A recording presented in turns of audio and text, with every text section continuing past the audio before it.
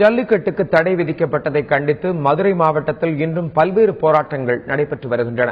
அவனியாபுரத்திலிருந்து எமது செய்தியாளர் சரவணன் தரும் தகவல்களை தற்போது பார்க்கலாம்.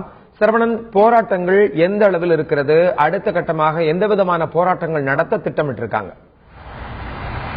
மதுரை மாவட்டம் அவனியாபுரத்தில் வருடம் தோறும் தை மாதம் முதல் நாளான இன்று ஜல்லிக்கட்டு போட்டி வழக்கமாக நடத்தப்பட்டு வருகிறது.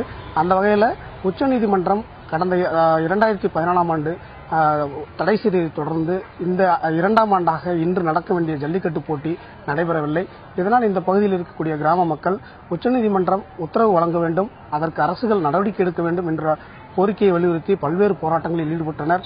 இன்று பார்த்தீங்கன்னாக்கும் பேருந்து நிலையத்திலிருந்து ஊர்வலமாக வாடிவாசலில் அவர்கள் ஒரு பூஜை செய்துவிட்டு சென்றனர். அதைத் தொடர்ந்து அனைத்து கட்சி பிரமுகர்கள், மாடு வளர்ப்போர் மற்றும் மாடுபிடி வீரர்கள் ஊர்வலமாக கருப்பு சட்டை அணிந்து ஊர்வலமாக வாடிவாசலில் கோஷமிட்டு சென்றனர். தற்போது இந்த வாடிவாசலில் ஜல்லிக்கட்டு போட்டி ஒருவேளை நடந்திருந்தால் கிட்டத்தட்ட தினமும் அதாவது ஜல்லிக்கட்டு போட்டியானது 8 மணி முதல் 2 மணி வரை நடக்கும்.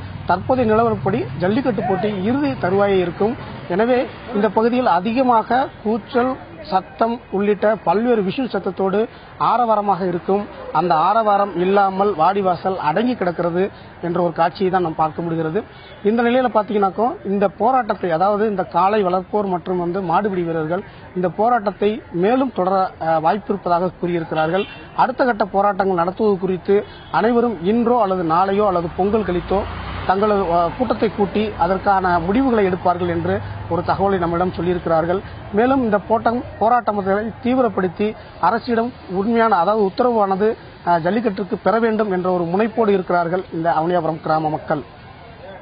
ஜல்லிக்கட்டுக்கு தடை விதிக்கப்பட்டதை கண்டித்து இந்த போராட்டங்கள் நடந்து வரும் வேளையில இந்த போராட்டங்களை ஒடுக்கிறதுக்காக காவல்துறை முயற்சிக்கிறதா சொல்லப்படுது. இது குறித்து சொல்லுங்க சரவணன். நிச்சயமாக, அதாவது காவல்துறையினர் இந்த கிராமம், அதாவது இந்த அவனியாபுரம் கிராமம் 94வது வார்டு, மாநகராட்சிக்கு உட்பட்ட வார்டு. இந்த வார்டில் பார்த்தீங்கன்னாக்கும் அதிகமாக இருக்கக்கூடிய மக்கள் இந்த 3-4 வழிகளை பயன்படுத்துகிறார்கள்.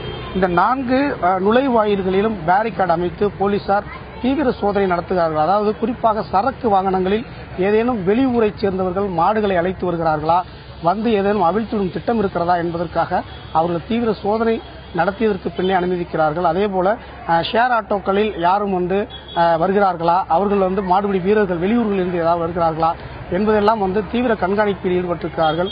மேலும் இது பொங்கல், இன்று பொங்கல், நாளை மாட்டுப் பொங்கல். இந்த மாட்டுப் பொங்கலுக்கு முதல் நாள் மாடுகளை குளிப்பாட்டி அவர்களை குளத்தில் நீச்சல் அடிக்க வைத்து சந்தோஷமாக குதூகலமாக அவர்களை அழைத்து வருவார்கள். அந்த மாதிரி ஒரு நிகழ்வுகளுக்கு கட்டுத்தரை, அதாவது தாங்கள் கட்டி வைத்திருக்க கட்டுத்தரையிலிருந்து அவிர்க்கக்கூடாது என்ற ஒரு உத்தரவை அவர்களிடம் விதித்திருக்கிறார்கள். இதன் காரணமாக மாடு தொழுவத்திலேயே கிடக்கிறது. அது எங்கும் செல்ல முடியாத சூழ்நிலையில் அங்கே வைத்திருக்கிறார்கள். மேலும் காவல்துறையினர் தீவிர ரோந்து பணியிலும் இருக்கிறார். காவல் உயர் அதிகாரிகள் வாகனங்களில் இந்த கிராமம் முழுவதும் தொடர்ந்து ரோந்து பணிகளை மேற்கொள்கிறார்கள். மொத்தத்தில் மாடுகளுக்கு, அதாவது சுதந்திரமாக, அதாவது இன்று நீந்த வேண்டிய மாடுகள் சுதந்திரமற்ற அந்த கட்டுத்தரையில் கட்டி கிடக்கிறது என்ற ஒரு நிகழ்வு நடக்கிறது. இதை இவர்கள், அதாவது மாடு வளர்ப்போர் மிகவும் கவலையுடன் நம்மளிடம் தெரிவிக்கின்றனர். ஜல்லிக்கட்டுக்கு தடை விதிக்கப்பட்டதை கண்டித்து மதுரை மாவட்டத்தில் பல்வேறு போராட்டங்கள் தொடர்ந்து நடைபெற்று வருகின்றன. இது குறித்த நேரடி காட்சிகளை பார்த்தோம்.